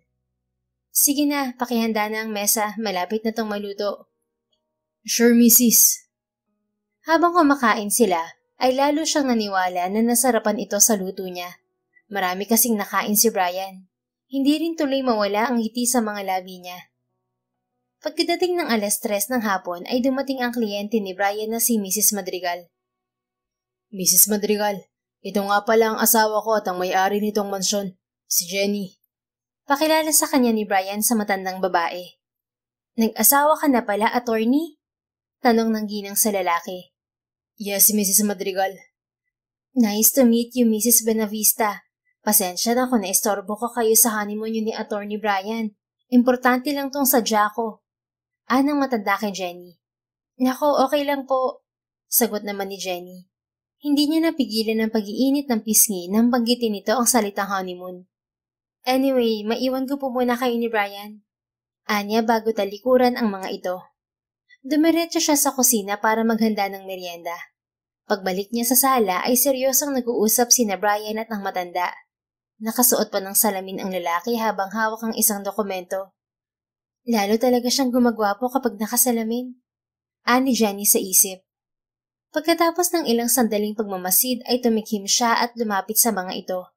Pasensya na sa istorbo. Gumawa ako ng merienda. Kumain muna kayo. Anya bago ilapag ang tray na dala sa coffee table. Bumaling sa kanya ang asawa at ngumiti. Salamat, Mrs. Muling nag-init ang pisngi ni Jenny sa pagtawag nito sa kanya ng Mrs. sa harap ng kliyente nito. Kung may kailangan kayo, nasa kusina lang ako. Anya sa mga ito. Muli ay ngumiti sa kanya si Brian bago niya muling iwan ang mga ito. Hindi rin nagtagal ang bisita ng asawa. Pagkatapos maubos ang meriendang inihanda niya ay nagpaalam na rin si Mrs. Madrigal. Ngayon lang kita napanood na magtrabaho. Ang seryoso mo kanina. Ang angas mo pala, attorney. Komento niya kay Brian pag alis ng matandang kliyente nito. Maangas? Ako? Tila naaaliw na tanong ng lalaki. Gusto niyang sabihin na hot sana ang salitang nais sabihin, subalit nagbago ang isip niya dahil baka kung anong isipin nito. I mean, cool, ganun. Siguro mas cool ka kapag nasa korte ka. Sa halip ay sambit niya. Lumawak ang ngiti ni Brian. You should see me in court, Jenny. Pagbalik natin sa Maynila, isasama kita sa isa sa mga hearing proceedings ko. Sige, maasahan ko yan. For now, mag-honeymoon na muna tayo. Ano nga yung sabi ni Mrs. Madrigal? Ituloy na natin yung honeymoon natin pag alis niya. Pinanlakihan niya ito ng mga mata. Hoy, anong honeymoon ka dyan, Benavista? Humalakhak si Brian sa reaksyon niya. Wag green-minded, Mrs. Benavista. Ang ibig ko lang sabihin, sulitin natin tong bakasyon natin dito sa probinsya. We should enjoy and have fun. Yun naman ang meaning ng honeymoon, hindi ba? At anong klaseng fun at pag-i-enjoy ang gagawin natin? Nagdududang tanong niya. Nandito tayo malapit sa dagat pero hindi pa tayo nakakapag-beach. So let's go on a picnic tomorrow. Fine. Sa huli pagpayag niya. Matagal na rin siyang hindi nakakapasyal sa tabing dagat. Tulad ng napagkasunduan nila, kinabukasan ng hapon ay nagtungo sila ni Brian sa dalampasigan. Ang ganda talaga ng sunset dito sa Pilipinas. Hindi napigilang wika ni Jenny habang pinagmamasdan ang paglubog ng araw. True, Mrs. Sang-ayon ni Brian. Gamit ang Polaroid camera ay kinuhanan nito ng larawan ng sunset. Come on, ikaw naman ang kuhanan ko ng picture. Itinapat nito sa kanya ang hawak na kamera. Wag na, Brian. Naiiling na wika niya bago tinakpan ng palad ang muka. Bigla niyang naalala ang nakaraan nila ng dating nobyo. Mahilig itong kumuha ng larawan, kaya kapag nagde-date sila ay lagi din siya nitong kinukunan ng picture. Tila nakikiusap na tiningnan siya ng asawa. Sige na, please. I miss taking your pictures, Jenny. Up until now, ikaw pa rin ang paboritong subject ko. Wika nito na siyang nagpabili sa tibok ng puso niya. Hindi niya maintindihan kung bakit hindi niya matanggihan ng lalaki kaya sa huli ay tumango na lang siya rito. Fine. Nagtagal sila dahil ilang beses siya nitong kinuhanan ng larawan sa iba't ibang anggulo. Bago sila nagpasyang bumalik sa mansyon ay naabutan nila ang pagdating ng mga mangingisdang mula sa laot. Attorney! Bati kay Brian ng isang may edad na mangingisda na bumaba mula sa dumaong na bangka. Nalaman ni Jenny na yun ang asawa ni Manang Rosa na si Mang Rene. Ikaw pala yung apo ni Doña Cristina. Kaya pala kahawig mo siya. Pareho kayong maganda. Wika pa kay Jenny ng matandang lalaki. Nagpasalamat si Jenny dito. Mukhang marami po kayong huli ngayon. Komento naman ni Brian. Oo, attorney. Sinwerte kami ngayong araw. Oo nga pala. Hindi ba nabanggit mo na gusto mong subukang mangisda? Kung libre ka, sumama ka sa amin bukas. Sige po, titingnan ko kung makakasama ako bukas. Gusto mong mangisda? Tanong naman ni Jenny sa asawa habang naglalakad na sila pabalik sa mansyon. I just want to try. Papayagan mo naman ako, di ba? Bakit ka nanghihingi ng permiso ko? Ngumiti si Brian. Syempre, asawa kita. Nagangat siya ng kilay sa kabila ng pag-iinit ng mga pisngi. Sa papel lang tayo mag-asawa, Brian. Kahit na, I still want to ask for your permission. Fine, kung gusto mo mangisda, edi go. Kung saan ka masaya, attorney. Lumaki ang ngiti nito. Ang supportive naman pala ng asawa ko. Pabirong inirapan niya to. Huwag ka nga, baka gusto mong bawiin ko yung sinabi ko. Isang mahinang halakak ang isinagot nito. Hindi ka pa rin nagbabago, Jenny. Ang cute mo pa rin kapag nahihiya ka. Muli ay inirapan niya si Brian. Subalit sa loob niya ay gusto niyang mangiti sa sinabi nito. Kinabukasan ng hapon, sumama nga si Brian sa grupo ni Mang Rene para mangisda. Kapag wala ka na iuwing isda, itatakwil kita, Attorney Buenavista. Pabirong wika ni Jenny sa lalaki nang magpaalam ito sa kanya. Ang lupit naman ng misis ko. Paano kung hindi ako makahuli? Biro lang naman. Sige na, mag-ingat ka. Natatawang sagot niya. Sabi ni Mang Rene, humahalig siya kay Manang Rosa bago mangisda. Para naman makarami siya ng huli. Ikaw, misis, wala ka bang paki sa akin? Pangpaswerte lang ba? Pinanlakihan niya ito ng mga mata. Aba, anong kiss ka dyan? Biro lang, misis. Sige na, alis na ako. Natatawang paalam nito. Pag-alis ng asawa ay inabala ni Jenny ang sarili sa pagbabasa ng libro. Nagluto na rin siya ng hapunan nila. Pagdating ng dapit hapon ay lumabas siya ng mansyon para abangan ang pagdating ni Brian. Ayon dito'y uuwi ito bago dumilim. Kapag gabi na, bakit ang tagal naman niya? Nag-aalalang wika ni Jenny sa sarili nang wala pa rin si Brian pagdating ng 6:00 ng gabi. Lalo pang nadagdagan ng kaba sa dibdib niya nang makitang nagbabadya ang ulan sa langit. Lord, please keep him safe. Mahinang usal ni Jenny kasabay ng pagpikit ng mga mata. Nang dumilat siya, tila agad na dininig ang panalangin niya dahil natanaw na niya ang paparating na bangka. Salamat naman at nandyan na sila. Wika ni Manang Rosa sa tabi niya. Si Jenny naman ay hindi inalis ang tingin sa paparating na bangka. Sa kanya dumiretso ang asawa pagbaba nito ng bangka. Mrs., bakit nandito ka? Tanong ni Brian. Paano hindi ako pupunta dito ang tagal mong makauwi? Akala ko kung ano nang nangyari sa'yo. Napaawang ang mga labi ni Brian na tila nabigla sa reaksyon niya. Nang makabawi ay marahan itong hinawakan ng braso niya. I'm sorry. Naparami ang huli namin kaya nagtagal kami sa laot. Kinag-alala mo ako. Hindi nakapagpigil na wika niya. Again, I'm sorry, Jenny. Come on, umuwi na tayo. Baka abutan tayo ng ulan. Mas malamyos ang tinig na sambit nito. Kagat ang ibabang labi ay tumango siya sa lalaki. Nagpaalam naman si Brian sa mga kasama bago siya inakay pa uwi. Sa gitna ng paglalakad nila ay inabutan na nga sila ng ulan. Kinuha ni Brian ang payong mula sa kanya at binuksan. Bakit ang tahimik mo? Tell me, Mrs., galit ka ba sa akin? Don't worry, may nahuli akong isda. Nakalimutan ko lang kunin kina Mang Rene. Baling sa kanya ng asawa. Hindi ako galit. Nag-alala lang talaga ako. Anya bago kunot noong bumaling dito. Lumapit ka nga sa akin. Bakit ako lang yung pinapayungan mo? Nababasa ka oh. Amoy isda kasi ako, misis. So, ano naman? Magiging isda ba ako kapag nadikit ako sa'yo? Bahagyang natawa si Brian bago niya naramdaman ang pagdikit nito sa kanya. Inakbayan din siya ng asawa. Naalala mo nung una tayo nagkakilala, Jenny? Nakisukob ako sa payang mo nun. Oo nga eh. Ang kapal ng mukha mo nun. Natawa ito. Hindi ba sinabi ko na sa'yo? May payong naman talaga ako nun. Nakisukob lang ako para magpapansin sa'yo. Crush na kasi kita nung una kitang nakita sa accountancy building nung araw ng enrollment. Natawa siya sa sinabi ni Brian kasabay ng pagbabalik tanaw niya sa nakaraan nila. Tulad niya ay natawa rin ng lalaki sa tabi niya. Subalit pagdating nila sa mansyon ay seryoso na itong humarap sa kanya. Again, I'm sorry for making you worry, Jenny. Sinubukan ko lang naman mangisda para ma-experience ko. Pero dahil nag-alala ka, hindi ko nagagawin ulit. Nagustuhan mo naman ba pangingisda? Masaya ka sa new experience mo? Yes, medyo mahirap at nakakatakot kapag malakas ang alon. Pero kalaunan, nakasanayan ko na rin. Nakita ko rin kung gaano kasaya ang mga mangingisda sa tuwing marami silang nahuhuli. Yun ang mas mahalaga, ang nag-enjoy ka at naranasan mong trabaho ng mga fishermen dito.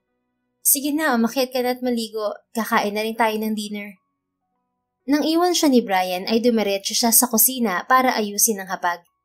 Ininit din niya ang nilutong tinolang manok. Nagsasandok siya ng kanin nang pumasok si Brian sa kusina.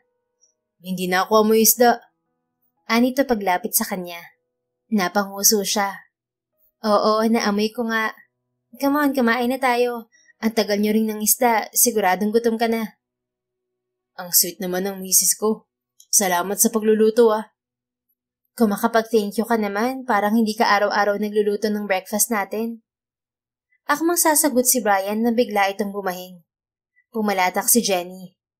Yan ang napapala mo sa pangingisda. Uminom ka na agad na gamot pagkatapos mong kumain. Namiss ko yung pag-aalaga mo, misis. Nakangiting sambit ni Brian.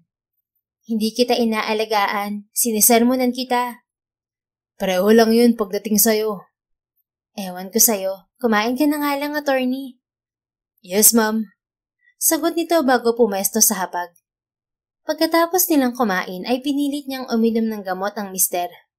Mauna ka na magpahinga, Brian. Ako na bahala sa ligpitin dito.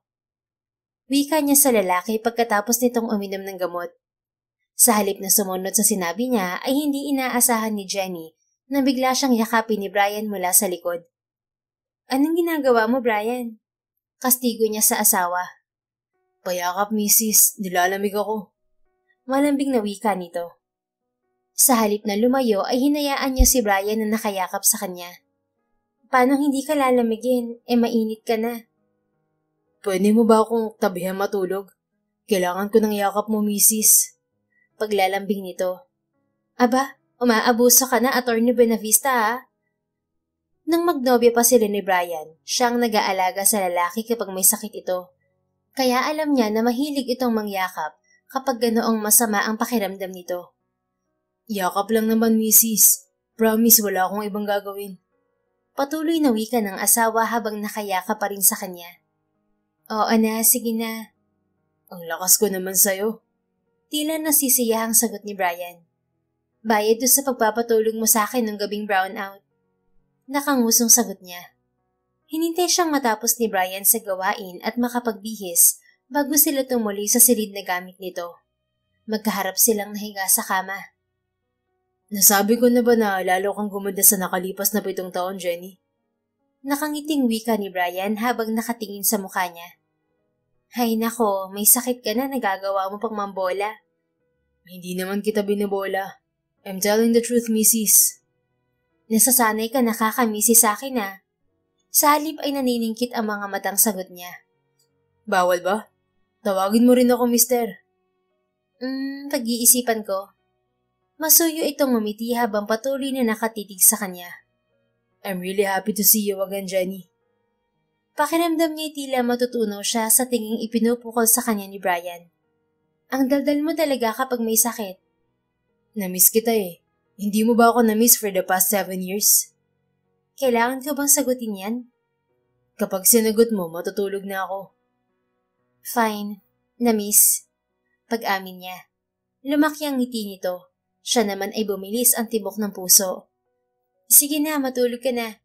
Utos niya rito habang pilit kinakalma ang nagwawalang dibdib. Ikaw? Susunod ako, hindi pa ako inaantok eh. Alright, good night, Mrs. Good night, Mister. Mahinang sagot niya bago ngumiti sa asawa. Ngumiti si Brian bago dahan-dahang pumikit. Ilang sandali pa ay tahimik na pinagmasdan ni Jenny ang malaanghel na mukha ng dating nobyo na ngayon ay asawa na niya.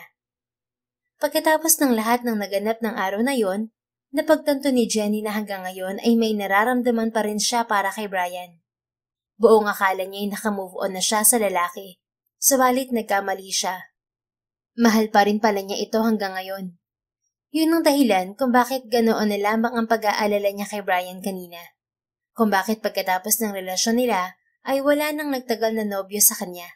Dahil si Brian pa rin ang laman ng puso niya. At unti-unti niyang napagtanto ang bagay na yon habang nakakasama niya sa isang bubong ang lalaki. Ang yabang ko pang sinabi kay Sancho na sa papel lang ang kasal namin. Pero kakainin ko rin palang lahat ng sinabi ko. Anya sa sarili. Hindi alam ni Jenny kung pareho sila ng nararamdaman ni Brian. Subalit ang sigurado niya, susulitin niya ang oras at mga araw na magkasama sila. Sa gitna ng pagmamasid ni Jenny sa natutulog na asawa, ay tumunog ang cellphone nito na nasa nightstand. Sinilip niya yon at nakita ang pangalan ng kapatid nito na sinikita sa screen. Dahil tulog na ang lalaki ay napilitan siyang tumayo para sagutin ang tawag. Hello, Kuya Brian? Bungad ni Nikita sa kabilang linya. Kahit na matagal na hindi nakausap ni Jenny ang babae ay pamilya pa rin siya sa boses nito. Hi, Nikki. Bati niya sa nasa kabilang linya. Narinig niya ang malakas na singhap nito. Oh my God! Ate Jenny? Ikaw ba yan? Yes, it's me, Nikki. Paano mo nahulaan? Sinabi sa akin ni Sancho na magkasama kayo ni Kuya Brian dyan sa Quezon. Kung ganun, alam mo na rin yung pagpapakasal namin ng kuya mo? Oo, Ate Jenny. Sorry pero walang maililihim sa akin ng asawa ko eh. Pero wag kang mag-alala, hindi ko naman sasabihin sa parents namin. Salamat, Nikki. Nasaan pala si Kuya? Tulog na eh. Talaga, ate? Kung ganun, magkasama na kayo sa isang kwarto? Akala ko ba sa papel lang ang kasal nyo? May panunuksong tanong ni Nikita. Nag-init ang mga pisngi niya. Well, I'm hoping we could work on our marriage and make it real. Narinig niya ang tila kinikilig na halakak ng kausap sa kabilang linya. Nako, siguradong kilig-itlog niya ni Kuya. Nikki? Nai-eskandalong saway niya sa babae. Sorry, Ate Jenny. Masaya lang ako para kay Kuya. Natatawang sagot nito. Natigilan siya sa narinig. Kung ganoon ba ay pareho rin sila ng nararamdaman ni Brian para sa isa't isa? Natulad niya ay mahal pa rin siya ng lalaki? Oo nga pala, Ate Jenny. May kailangan akong sabihin kay Kuya kaya ako tumawag. Pero ikaw na lang ang magsabi sa kanya. What is it, Nikki? Nakita kasi kami ni Mommy kanina. Naikwento niya sa akin na may babaeng nagpunta sa law firm at hinahanap si Kuya Brian. Gusto daw kunin ng babae yun si Kuya para maging abogado sa isang child custody case. Sabi ng babae kay Mommy, magkaibigan sila ni Kuya at magkaklase dati sa law school. Kaya nasabi ni Mommy kung nasan si Kuya ngayon. So baka one of these days may tumawag kay Kuya o baka magpunta yun dyan, Ate Jenny. Okay, sige. Ako na bahala magsabi kay Brian. Thanks, Ate Jenny. Ani Nikki bago nagpaalam sa kanya. Ibinalik niya ang cellphone sa nightstand at bumalik sa tabi ni Brian. Masuyo siyang umiti bago niyakap ang natutulog na asawa. Kinabukasan nang dumilat siya ay agad na sumalubong sa kanya ang gwapong mukha ng lalaki. Good morning. Bati nito sa malambing na boses. Morning. Bati niya bago din naman ang palad ang noo ni Brian. Wala ka ng sinat. Lumaki ang ngiti nito. Magaling kasing mag-alaga ang asawa ko. Bago ka natulog kagabi, binobola mo ako. Tapos ngayon pag-isip mo, binobola mo na naman ako? Hindi ako nambobola. Gumaling ako agad kasi naalagaan mo ko. Hinawakan nito ang kamay niya. Thank you for taking care of me last night, Mrs. Wala yon. Asawa kita, di ba? Natural alagaan kita. Muling lumaki ang ngiti nito. Sarap naman marinig yan sa'yo. Sana pala, lagi na lang akong may sakit para alagaan mo ko. Sira, anong lagi may sakit ka dyan? E di lagi mo rin akong pinag-aalala. Nagbibiro lang ako, Mrs. Kalma po. Natatawang sagot nito. Ilang sandali pa'y bumangon na sila at bumaba sa kusina. Pagkatapos magkape ay tinulungan niyang magluto ng almusal ang asawa. Nang hapong yun, muli ay naglakad-lakad sila sa dalampasigan at pinanood ang paglubog ng araw. Habang lumilipas sa mga araw ay lalong nahihirapan si Jenny na itago ang totoong nararamdaman para sa asawa. Lalo rin kasing nadadagdagan ang pagiging malambing ni Brian sa kanya. Isang linggong lumipas. Sabado ng hapon ay nagpunta sila ni Brian sa bahay ni Manang Rosa. Naimbitahan kasi sila ng matanda sa kaarawan ng asawa nito. Ang sarap po ng pansit at bibingka, Manang Rosa. Komento ni Jenny sa matanda nang puntahan sila nito ni Brian sa mesa nila. Salamat, Iha. Kung gusto mo'y mag-uwi kayo ni attorney. Talaga po? Naku, salamat. Wala yun, Iha. Natutuwa ako na nagustuhan mong luto ko. Kaya naman pinakasalan ka agad nitong si attorney. Bukod sa maganda ay mabait ka at walang arte sa katawan. Nako, sana'y marami ang maging anak niyong dalawa. Tila magsasalita si Brian sa tabi niya, subalit inunahan niya ang asawa. Susulitin po namin ang pagsasama namin bilang mag-asawa bago namin planuhin ang bagay na yan. Matagal kasi kaming nagkahiwalay bago kami nagkabalikan. Dati kayong magnobyo? Tanong ni Manang Rosa. Opo, naghiwalay kami dahil nagpunta ako ng Amerika. Ngumiti si Manang Rosa. Mabuti naman at nagkabalikan kayo. Kung sa bagay, kung talagang kayo ang tinadhana sa isa't isa, kahit na maghiwalay pa kayo, babalik at babalik pa rin kayo sa isa't isa bandang huli. Tama po kayo. Ngiti ni Jenny sa kaharap. Nang iwan sila ni Manang Rosa ay bumaling si Jenny kay Brian na nakatingin sa kanya. What? Gutom ka pa ba? Anya sa asawa. Nakangiting umiling ang lalaki. Nag-agree ka sa sinabi ni Manang Jenny. Totoo naman yung sinabi niya. So naniniwala ka sa tadhana at second chance? Oo naman. Teka, ikuha mo pa ako ng pansit? Gusto ko pa. Ang takaw ng misis ko ah. Buntis ka na ba? Nagbibirong tanong nito. Natawa siya. Sira, anong buntis? Wala namang nangyayari sa atin. Ano tong nasa tiyan ko? Bunga ng Espiritu Santo. Natawa ang asawa bago tumayo para ikuha siyang muli ng pagkain. Nang matapos silang kumain ay niyaya si Brian ng may kaarawan na uminom kasama ng mga kapwa mangingisda. Pwede ba akong uminom, misis? Tanong sa kanya ni Brian. Bakit naman hindi? Basta wag ka lang maglalasing. 2 shot lang, promise. Pagbibigyan ko lang si Mang Rene. Sandali siyang iniwan ni Brian at humalo sa grupo ng mga kalalakihan. Siya naman ay naiwan kay Manang Rosa. Hindi ko pa nababanggit sa'yo, Iha, pero ang laki ng utang na loob namin kay attorney. Tinulungan niya kami sa gastusin ng operahan ng apo ko sa appendix. Pagkukwento ng matanda, napangiti siya. Noon pa naman po talaga mabait na si Brian at matulungin. Alagaan mo sana si attorney, ha? Huwag mo nang pakakawalan. Tama na yung 1 beses na nagkahiwalay kayo. Makakaasa po kayo, Manang. I made the mistake of letting him go before. Ngayon hindi ko na siya papakawalan ulit. Wika pa ni Jenny sa isip. Pasado 8:00 ng gabi nang magpaalam sila ni Brian kina Manang Rosa. Akala ko ba 2 shot lang? Bakit parang 5 tagay ata yung ginawa mo, ha, mister? Pabirong kastigo niya sa asawa habang naglalakad sila pabalik sa mansyon. Pilit kasi akong pinapasyat ng may birthday eh. Galit ka ba, misis ko? Hindi ka naman lasing kaya okay lang. Alam niyang mataas ang alcohol tolerance ng asawa. Sa'yo lang ako nalalasing, Jenny. Ewan ko sa'yo. Natatawang sagot niya kasabay ng kilig na gumapang sa katawan. Ang lamig ng hangin. Payakap naman ako. Wika ni Brian. Kasabay niyon ay bumalot sa kanya ang matipunong braso ng asawa. Lihim na napangiti siya sa paglalambing ng lalaki. Base sa mga kilos na pinapakita ni Brian ay tila mahal pa siya nito. Kinabukasan at sa mga sumunod na araw, lalo niyang naramdaman ang pagbabago sa pagsasama nila ni Brian. Kung may makakakita sa kanila ay walang magsasabing na sa papel lang ang pagsasama nila. Araw ng Lunes, naghahanda si Jenny ng lulutuin niya para sa tanghalian ng isang busina ng kotse ang narinig niya sa labas. Dahil nasa ikalawang palapag si Brian ay siyang lumabas upang tingnan ang bisita. Ito na siguro yung kliyente na nabanggit ni Nikki. Ani Jenny sa sarili. Isang magandang babae ang naabutan niya sa labas. Napakunot ang noon ni Jenny nang pasadahan ng tingin ang babae. Tila pamilyar ito sa kanya. Excuse me. Nandito ba si Attorney Brian Nicholas Buenavista? Tanong sa kanya ng babae. Yes, pwede ko bang malaman kung sino ka at anong sadya mo kay Brian? I'm Daisy Fuentes. I have an important matter to discuss with Brian.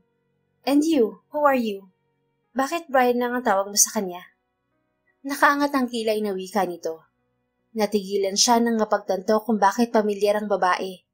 Ito ang dating kaklase at kaibigan ni Brian. Ang babaeng nahuli niyang kahalikan nito noon at dahilan ng paghihiwalay nila. I'm his wife. Taas noong sagot niya sa babae. Natawa ang babae sa sinabi niya. Wife?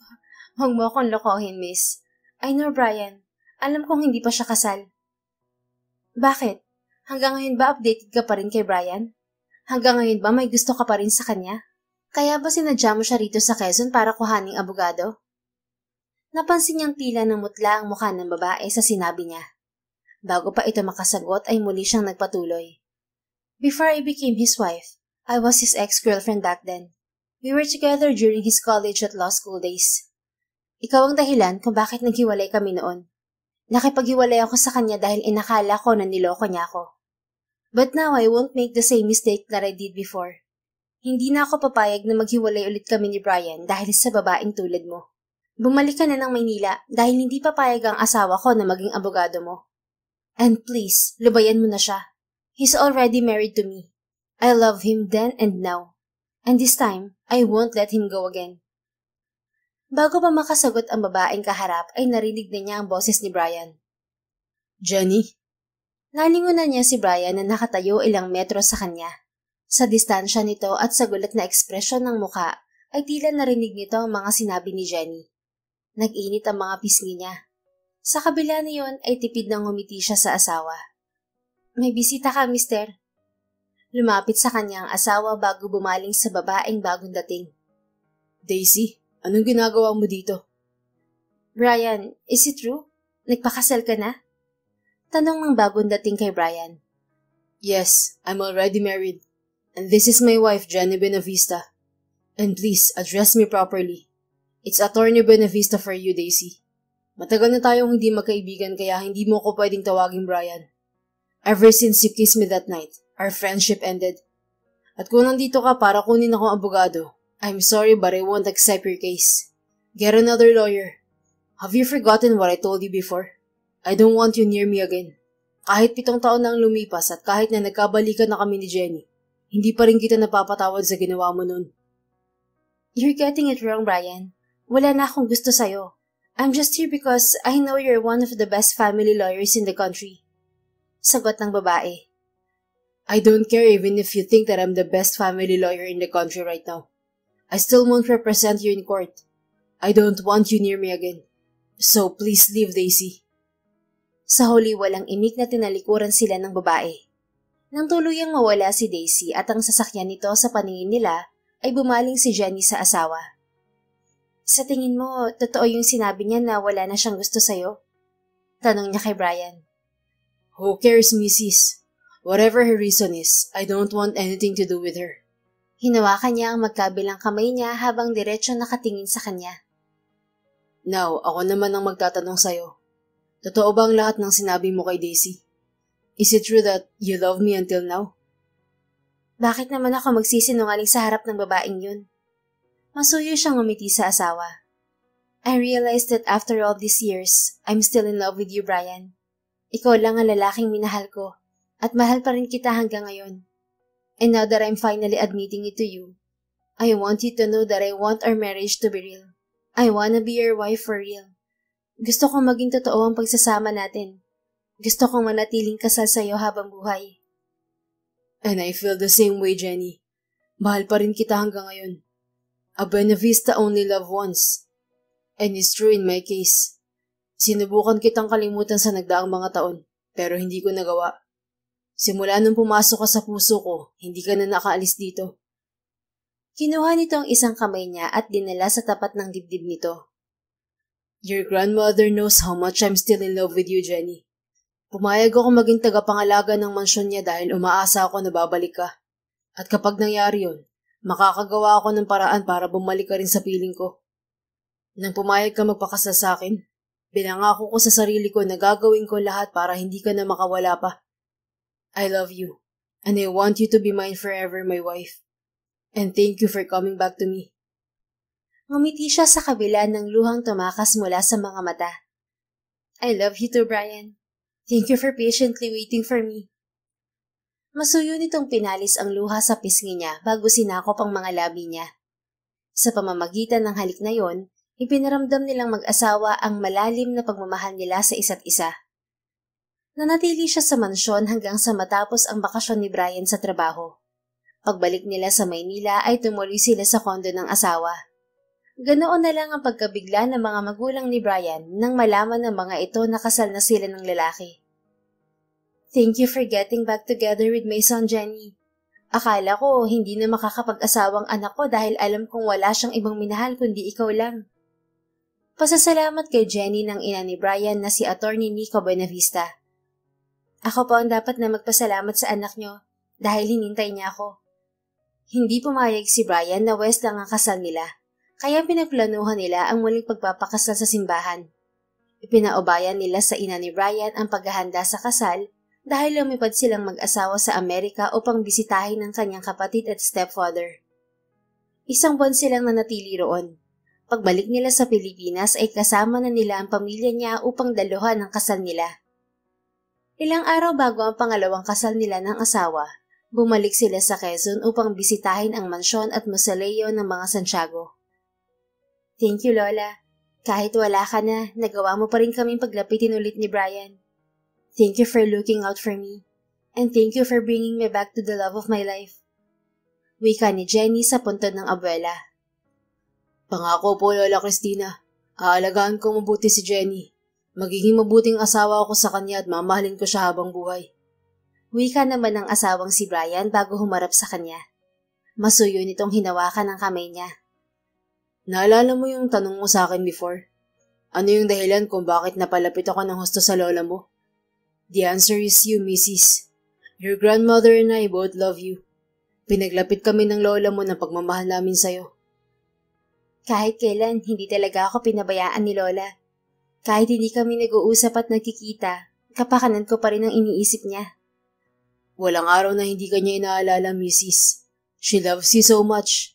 Kahit gusto kanyang puntahan sa Amerika, hindi niya magawa dahil na rin sa edad at layo ng biyahe. But she loves you. Nangingilid ang luha nang umiti si Jenny sa asawa. At sa harap ng puntod ng abuela ay nagsalo sila sa isang halik. 2 linggo ang nakalipas. Dumating ang araw ng ikalawang pag-iisang dibdib nila ni Brian.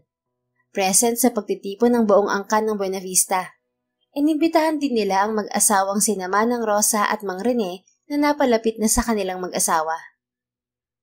1 taon ang nakalipas, ipinagkaloob sa kanila ng may kapal ang panganay nilang anak. Babae yon at isinunod nila ang pangalan sa kanyang lola Cristina.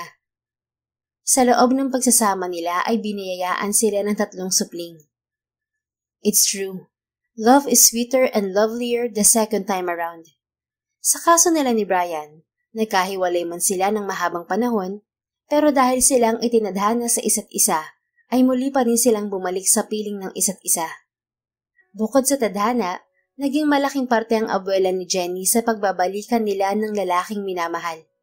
At habang buhay yung ipagpapasalamat ng mag-asawa sa matanda, na ngayon ay masayang-masaya sa piling ng isa't isa kasama ang kanilang mga anak. The end.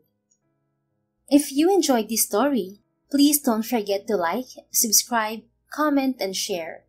Your support helps us reach more people and spread the love.